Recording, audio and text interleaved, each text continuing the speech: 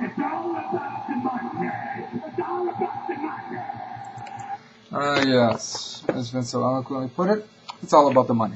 Alright, ladies and gentlemen, this video is going to be about where WWE and TNA can improve. The positives will be in the description box. There's obviously positives, but I'm not going to have time to go over all of those. I can go over maybe one or two for each company, but the negatives are what I want to stress. The positives for TNA, just one or two. The future is what they need to focus on. They don't want to become WCW all over again and start taking guys from WWE and just pushing them straight to the top and not establishing their own stars from within their company. They have styles: Joe, Beer, Monay, Sabin, Morgan, De Niro, Hernandez, D'Angelo De Niro, of course, Hernandez, Homicide, Daniels. They have so many homegrown stars that they could push, and it could be big-time stars. They need to use that. Their uniqueness, obviously, is what they need to stress. They can't, like I said, they can't become WWE Part 2. No one wants to see the same stuff. They need to try to separate themselves. The women's division, obviously, the other big positive. WWE. Smackdown still strong despite the shallow roster, so that's good. The prestige of the titles is starting to come back. Mid-card titles, I mean. And then the other one that a lot of people may disagree with, but ECW, I think, is a big positive. Now look at it. It's not Extreme Championship Wrestling. We all know that.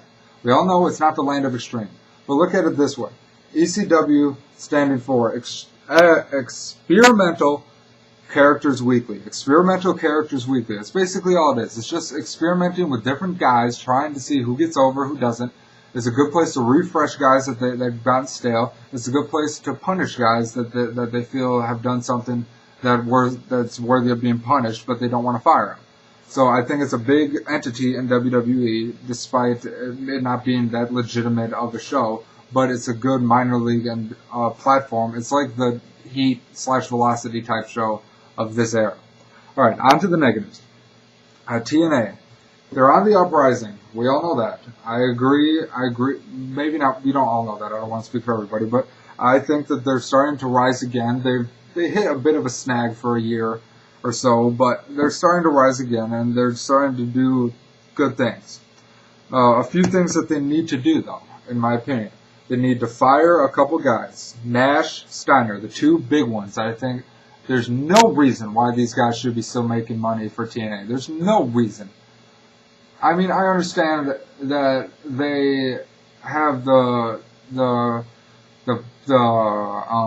experience and everything, but they're not exactly locker room leaders, and they're horrible in the ring.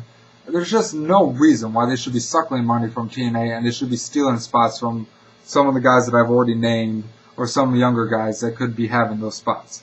Steiner and Nash have to go. Change the Legends title. It's too gimmicky. It just sounds like the $1 million title to me. It's like it doesn't sound like a mid-card title. I want a mid-card title in TNA. The X Division title, it's kind of sort of, but I want a mid-card title. Not the Legends title. It's just too gimmicky. It doesn't sound like a real title. Limit Mick Foley's main event action. That's another one. I don't want to see Mick Foley winning championships. I understand that he's only 43, 44.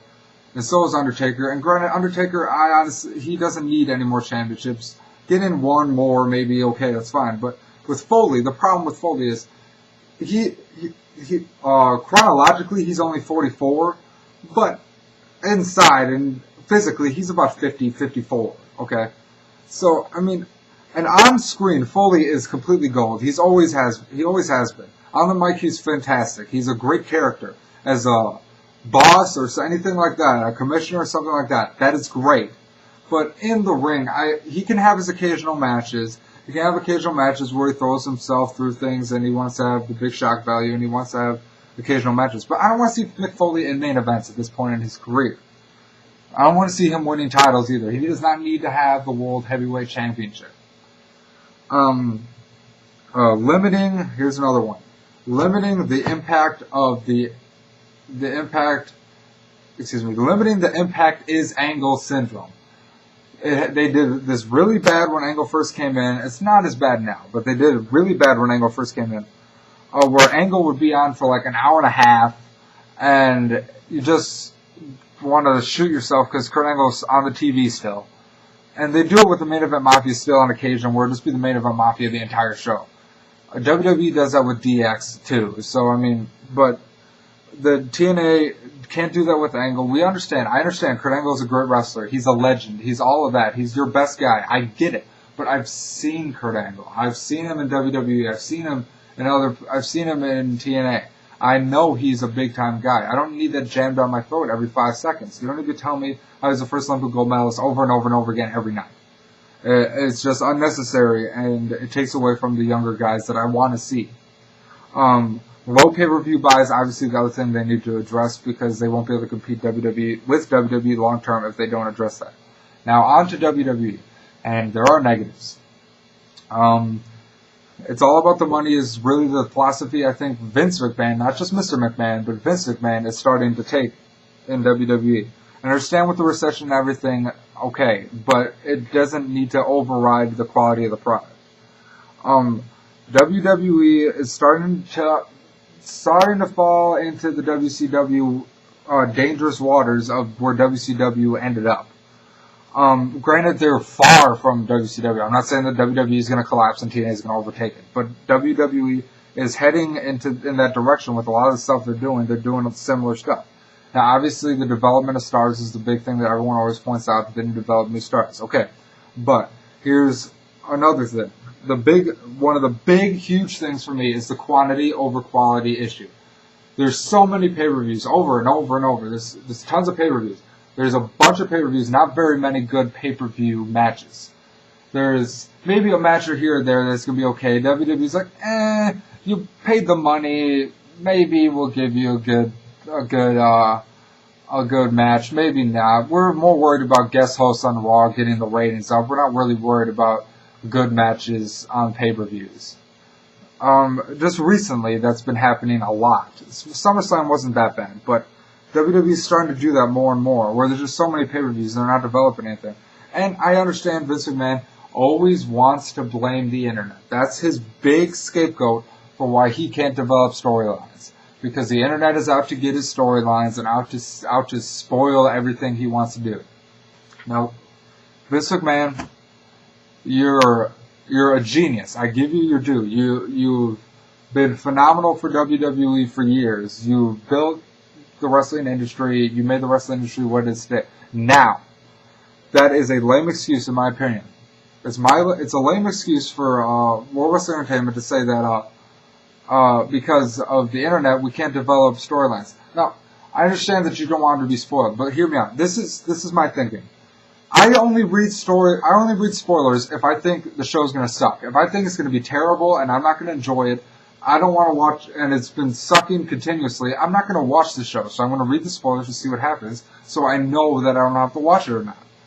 But if the storylines are good, like 97 to 99, somewhere around there, where everything was planned out months ahead of time, I don't think you're going to see as many people reading spoilers. I know I won't be reading spoilers, and for the people that read spoilers, too bad for them if they want to ruin it for themselves. But if I see something good going on, I'm not going to ruin it for myself and read the spoilers.